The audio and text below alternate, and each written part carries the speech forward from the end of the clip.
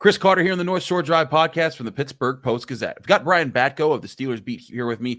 We're going to talk about a few different things, but I want to lead with, are the Steelers just bad at developing quarterbacks? That question pokes his head up, even with Justin Fields now on the roster, when you look at Kenny Pickett and Mason Rudolph and their time in Pittsburgh. That, more look at draft visits, and a look at maybe who the Steelers should have taken in the 2022 draft if it wasn't Kenny Pickett. All here and more on the North Shore Drive podcast. Let's get into it. You are now listening to the North Shore Drive podcast, a show on all things Pittsburgh sports from the writers of the Pittsburgh Post-Gazette, hosted by Christopher Carter.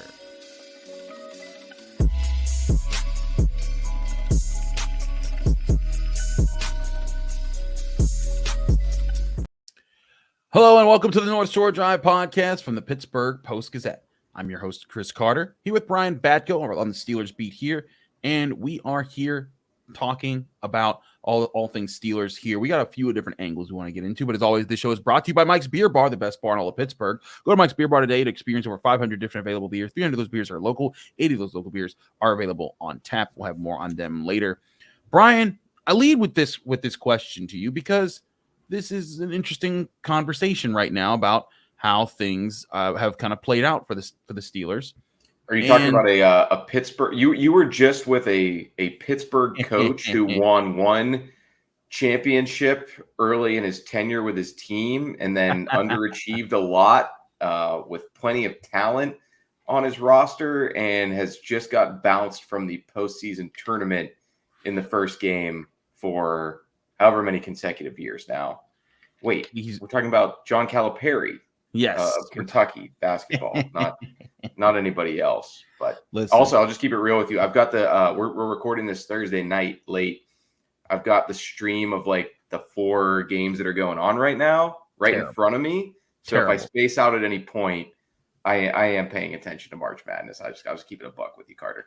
I appreciate you keeping it a buck with me. I was out there for the first 3 games. I had to leave NC State, Texas Tech to do this show with you, and here you are enjoying it anyways. DJ Burns, you've probably already seen him in person once, 3 times already. But yeah, great day of basketball, and you guys were there for a lot of it at PPG Paints Arena, and we'll be back on Saturday with more coverage. And obviously, Abby Schnabel, shout out to her covering Duquesne hoops. The Duquesne out in Omaha. How many people have covered them for the Post-Gazette in the last 4 some decades? And Abby comes along and gets the NCAA tournament appearance and the win. So it's been a fun March. Every team she's covered apparently that's been in a conference tournament has won that conference tournament. So I mean, get her on the Steelers. That certainly would be interesting. But win a playoff game. Let's talk about the Steelers real quick here. And let's talk about the quarterback situation, because Justin Fields is a guy who now there's some people saying he should start over Russell Wilson, or the goal should be to develop him in place of Russell Wilson and all these other things. But then there's the question about how the Steelers have handled Kenny Pickett and Mason Rudolph, two of their most recent quarterbacks that they've drafted in the higher rounds. And, didn't end well here. Mason Rudolph was drafted in the 3rd round, obviously had some, not great times with Ben Roethlisberger. And then, his time with the Steelers kind of was all over the place. He was never given a chance to actually earn a starting job for the Steelers. And then Kenny Pickett comes in and he has, a terrible offensive coordinator situation. He has, an offensive line that didn't really start to get good until the second half of the year this year. And a lot of other problems that fixed in. And then by the time that Matt Canada is gone, the offensive line's playing better. He gets injured and then never gets a chance to play again. And so now it looks like that the Steelers missing out on 2 guys. Merrill Hodge was out there speaking earlier this week about how he thinks the Steelers, are missing out on a guy who he feels still has a lot left in the tank and can prove to be a good NFL quarterback in Kenny Pickett. Brian, are the Steelers just bad at developing quarterbacks, or is this just part of the process when you're a team that doesn't have the franchise quarterback and you're taking your swings? Well, I think it's too early to say, but early returns aren't good. It's a small sample size to this point, right? Because Mike Tomlin and this whole era of Steelers football has been defined by Ben for the most part. Yeah. He inherited Ben Roethlisberger, who had already won 1 ring. He obviously helped him win a 2nd and vice versa. And then he rode it out for a long time with a long tenured quarterback who's going to be in Canton most likely the first chance that he gets to be on that ballot. So we knew this going into the 2022 season after Ben, hung it up. Maybe he stayed too long. Maybe he didn't. Your mileage may vary on that take, but we knew either way that this was going to be the, new frontier for the Steelers under Tomlin. And he's been asked about it plenty, talked about it plenty that offseason, that he was, there was a certain level of trepidation, but also excitement for him to navigate those waters. He had a brief audition with it in 2019 when Ben went down with the elbow injury. But this was his chance to really kind of reset and show that he could be that shepherd of the next generation. And that was going to start at the quarterback position in a big way. And it just hasn't gone well at all thus far. I mean, any way you slice it, incumbent in Mason Rudolph, I don't think any of that really made a ton of sense, because he didn't get a shot. Like you said, that 2022 training camp competition, at least for Rudolph, was a farce. I mean, he was stuck in the third string role and never really got out of it. And then it turned out by the end of his tenure here, it was the best quarterback play that they've gotten since Ben. Free agent wise, Mitch Trubisky, swing and a miss, big time. And Kenny Pickett, going to the draft route, that also lasted just 2 years. So it's not looking great thus far, but it's too difficult for me to say, is this a Steelers failing, or is this just a snapshot, a glimpse of what you alluded to there, Chris, that everybody's trying to nail that in the NFL. And, there's only 6 to 10 elite quarterbacks at one time in this league. I want to point to, one email I got from one of our readers, and shout out to everyone who does contact us. We always like interacting with you guys. Thank you so much, especially the ones that are nice and being respectful. My reply rate on nice emails is like, it's probably 90-95%. So yeah, always never hesitate to reach out. Right. Same. But one person disagree. You can definitely disagree if you want, but just don't come in talking crazy, basically. Right. You can think I'm wrong with the situation, but just don't talk to me like don't bring disrespect. Otherwise, I'm just never going to respond to your email, and I'll block your email address and never hear from you again. But what I was going to say was, there was one person who emailed me and said, like, it's un-Steeler-like the way the Steelers have not developed their quarterbacks of late. And it made me think about it. Like, you look back over the Steelers' history, what's their history of developing quarterbacks? I mean, Ben Roethlisberger was a rookie quarterback who was obviously going to be the guy. They spent 1.5 games without him, put him in, and then he never looked back and was always the starter. And I'd say they developed him, like, once he became the starter. I think his best development came under Tomlin. Once they put in Todd Haley. I mean, the early years of Tomlin and Roethlisberger, 2007 was like one of his best years ever. And then once Haley came in, you saw Ben Roethlisberger, evolve to a whole different complete package level. But you go back before Ben Roethlisberger, I mean, anyone who's anyone will tell you that Bill Cowher mismanaged the Cordell Stewart situation. Like, he tried to force him to be a pocket passer. He tried to make him do things that weren't in his skill set, and lean away from the things that were in his skill set that made him dangerous, the very things that are making Lamar Jackson dangerous. And that may that have cost the Steelers big chances to win with some of those teams in the late 90s and the early 2000s? Probably. And it's something that you could go back through time after time, all the quarterbacks that came between Bradshaw and Roethlisberger and the mistakes there. And so I pose this to you, Brian. Is this uncharacteristic of the Steelers to do this? Or is this just, again, kind of what applies to a lot of teams? If you don't have the guy, this is the stuff that you go through. You swing and you miss. I just feel like it doesn't really matter that much. I mean, the ancient history that you bring up there, it's new head coach, new GM, new team president. I mean, the right. Family ownership's the same. The Rooneys are the only through line there. But back in those days, the last time the Steelers were searching for their next franchise quarterback, Art Rooney II was not in the position of power that he is now. So my point is just that it's all different, and we didn't know going into the next phase of Steelers quarterback play post Ben how Mike Tomlin would handle that. Mike Tomlin didn't know how Mike Tomlin was going to handle that. He's never had to. I mean, that's the whole conceit of dealing with uncharted waters, to use that cliche. If it's an unprecedented thing, you have no really manual on how to go about that. So, I mean, it's difficult for sure. They kind of did it the most simple, direct way by, let's go get the bridge guy in Trubisky. Let's also just draft right away, especially because the first quarterback off the board fell into our lap at number 20. We didn't have to make a move up. We didn't have to do anything silly to get the guy.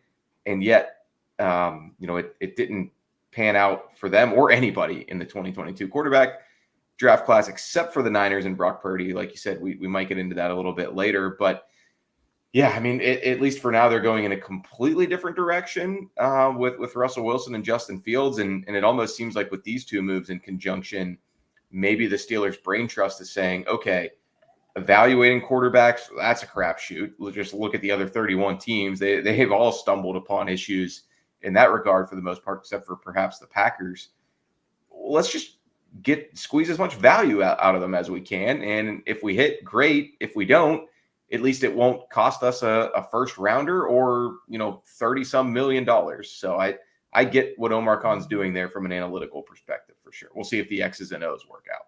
We'll see how that works out, but I also want to look at what they're doing right now with this draft class. We'll talk about some of the visits that they've put together on the schedule and who those players are and what it says more about their draft plans here on the North Shore Drive podcast from the Pittsburgh Post-Gazette. Chris Carter, Brian Batko. But first, I want to remind you this show is brought to you by Mike's Beer Bar, the best bar in all of Pittsburgh. When you go to Mike's Beer Bar, it's right in the North Shore on Federal Street across the street from PNC Park. You go to Mike's Beer Bar, they're going to have 500 different available beers, 300 local beers, and 80 of those local beers available on tap. And you can enjoy all of them while you're watching your Duquesne Dukes, who, by the way, Mike of Mike's Beer Bar, big Duquesne Dukes guy, and they have over 20 televisions, so you can enjoy them from any angle that you want. So Saturday, when Duquesne's taking on Illinois, you want to root them on, and you can't get to Omaha, Nebraska, your best place is Mike's Beer Bar, the best bar in all of Pittsburgh. And also, they have great food like Steak on a Stone, where you get your choice cut of steak brought to you on a heated stone, where every single piece you cut off, you press into the stone, you choose how well done you want every single bite of your steak. All at Mike's Beer Bar, the best bar in all of Pittsburgh. When you get there, tell them Chris sent you.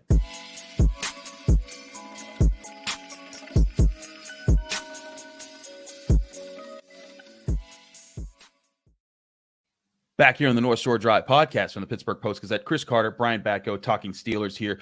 Brian, let's talk about some of the latest visits the Steelers have had in their top 30 draft visits.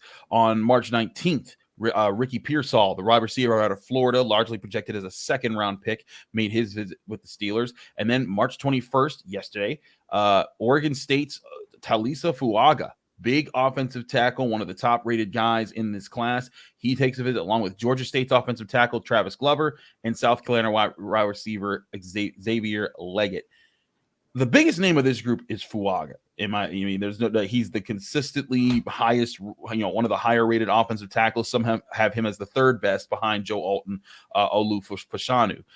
But you look at this, you see two receivers who are like second round ish guys. When you look at their value right now across the board, what do these visits tell you about who the Steelers are looking at, what they're planning on, and what they want to get in this draft class? Yeah, I mean, starting with the receivers, I don't think they'll take one in the first round. I could be wrong, but yeah, I mean, I've always thought that second and third round range is the appropriate target, and especially so after dealing away Deontay Johnson to the Panthers. I think your roles are going to be pretty clearly defined if you bring a guy in there on day 2 of the draft. Have him slot behind George Pickens in the pecking order and still get a pretty good player based on how deep this group is. So those two guys, I like both of them. I think Leggett is more of an outside guy, and also he went viral a little bit this week, Chris. I don't know if you saw that.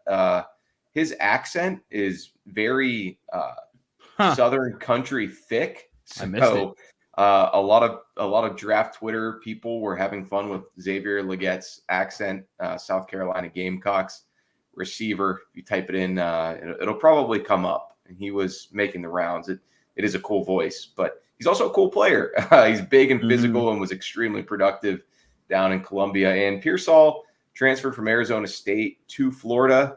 I think guys like that, maybe you want to bring them in sometimes, get a little bit better feel for how you were used at different stops, maybe why you had a couple different stints in college, why it took you 5 years to truly blossom and become a legitimate draft prospect. But he can make some acrobatic catches. He can be a reliable target underneath. I really like him, and he tested well athletically at the combine, which was a question hovering over him to some extent. And then the linemen, I mean, I'm mainly talking about Taliesa Fuaga, Oregon State guy. I think just logistically, Steelers, it makes sense to bring in some of those West Coast guys for visits. You're not always going to go out there for the pro day.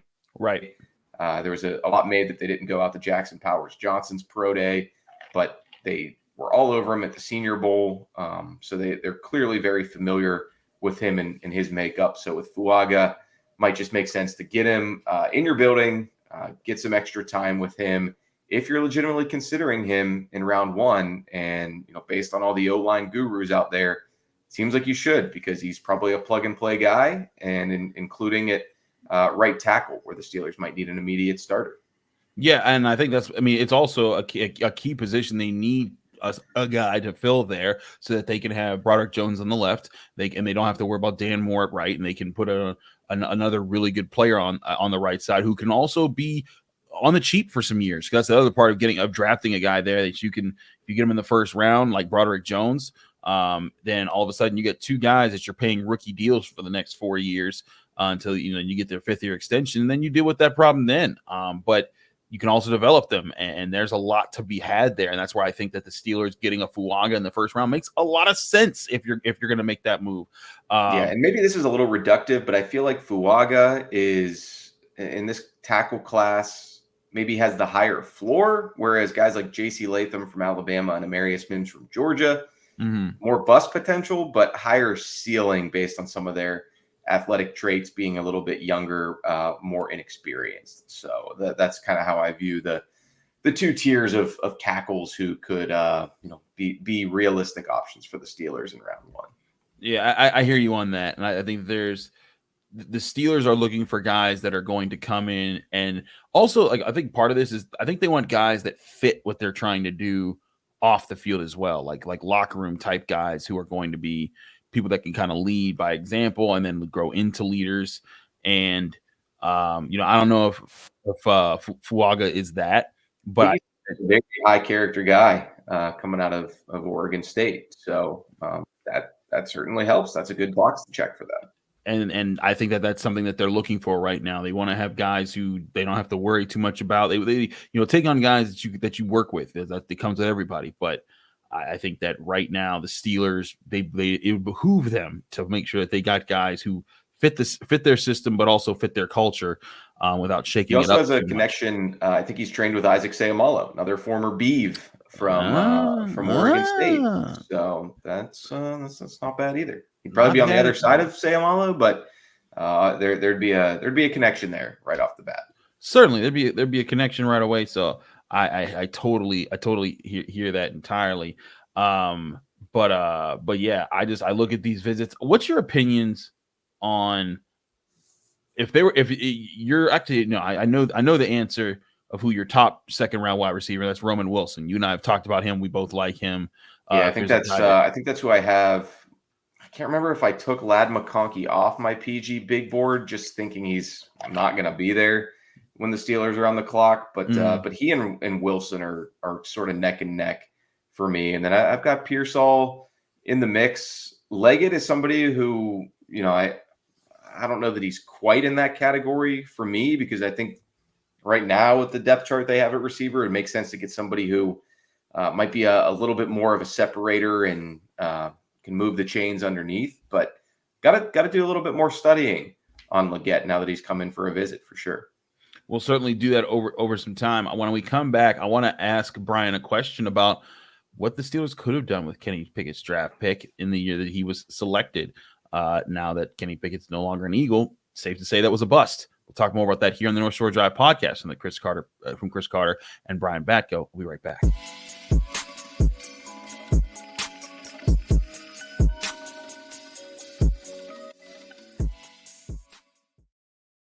Back here in the North Shore Drive podcast on the Pittsburgh Post-Gazette, Chris Carter, Brian Batko. Brian, we look back to the 2022 NFL draft. Life was simple then. We were just coming out of COVID. We had no idea what the Steelers quarterback situation was about to be for the next 3 years. And I guess even 2 years. Didn't even make it full 2 years before this got switched up. But the Steelers ended up taking Kenny Pickett 20th overall in that draft. And now that he's been traded away, it's safe to say that pick did not work. But some people want to know what would have been the best pick they could have made there instead of Kenny Pickett. And this has to be like a reasonable person, because it can't be, why didn't you just pick that 7th round guy like Brock Purdy? Mr. Irrelevant. Why didn't you see the future and know that Mr. Irrelevant was going to be playing for the Super Bowl in his second season? Exactly. But then you look down the list, you look at other guys who've been, who come after Kenny Pickett and who kind of worked at this scenario. And the first guy that comes off the list here is the literally next pick is Trent McDuffie, the cornerback for the Chiefs. And my goodness, I was just like, man, like imagine this team with Trent McDuffie and Joey Porter Jr. They're a problem. Also, the Chiefs might not have another Super Bowl right now without Trent McDuffie. Just looking at his contributions. And then you got Tyler Linderbaum at center, which could have solved a lot, a major hole in the Steelers offensive line. And there's other guys in this group too, but you Brian Linderbaum with Creed Humphrey in back-to-back years. And it's just come on. I think I just talked myself into betting a hefty sum on the Steelers taking Jackson Powers Johnson in the first round this year, but we've still got a long way to go till draft day. We do have a long way to go, but let's go over just those names. Looking at those guys, Trent McDuffie and Tyler Linderbaum, and going over, what should have happened, what could have happened with Kenny Pickett. I think that the Steelers, they gave him a shot, but it obviously didn't work. And it is one of those things, if you go back and say, we're good, you take a Trent McDuffie right now. You take a Tyler Linderbaum right now. Heck, you might take a Tyler Smith, who was taken by the Cowboys in that situation. I mean, he's played tackle and guard for them. So, I mean, this ties into what we talked about in the first segment too, Chris. I mean, Kenny Pickett, I just figured he might not work out as an NFL quarterback for the Steelers, but I never thought it was going to end with this amount of mess and drama on our hands. Right. Clearly, the Steelers didn't either. I mean, you go back and read and listen to Kevin Colbert and Mike Tomlin from draft night, and even Kenny, he seemed to be in a great place mentally as far as knowing what to expect from the scrutiny that was going to be heaped on him from snap one with the Steelers. And yet, I don't know if it was a case of Steelers did him wrong, or was Kenny more entitled and not the guy that we thought he was in terms of his football character. I don't know. It's hard to say. We might never have a great answer to that, but the optics for him are not good. And it even if the Steelers are right in sort of moving on from him this quickly, and it was a case of this guy was, for lack of a better word, a punk when it all came down to tough decisions being made by people who are paid to win games, still doesn't reflect well on the Steelers, because that's why you do your due diligence in the draft process and vet all these players. And it seemed like the guy from right next door would be the easiest one to nail in that regard. And yet here we are talking about him not even spending 2 calendar years with that team. So with Kenny, obviously a bad pick at the time, a bad pick now, not necessarily at the time.